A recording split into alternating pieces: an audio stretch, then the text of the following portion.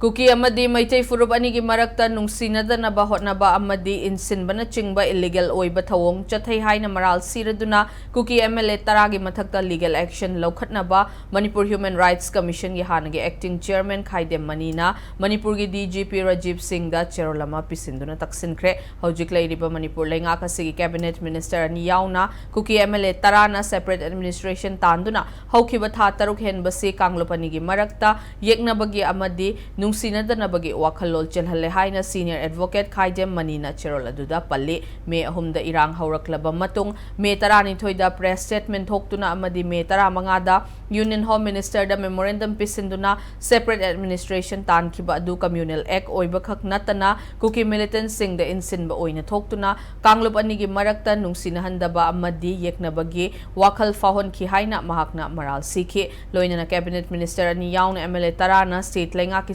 kama oina illegal oiba amadi communal oiba thabak sing chathaba matamda cabinet ministership tagiso resign tawkiba laite amadi Manipur Legislative Assembly gi membership tagiso resign tawkiba laite maramaduna makhoi taragi mathakta suwa moto laukhatpiduna matik chaba legal action laukhatpiyu natraga achumba wahel amagi damak chanaba thabak sing paikhatpiyu haina senior advocate KHAIDEM manina DGP RAJIV Singh da taksinki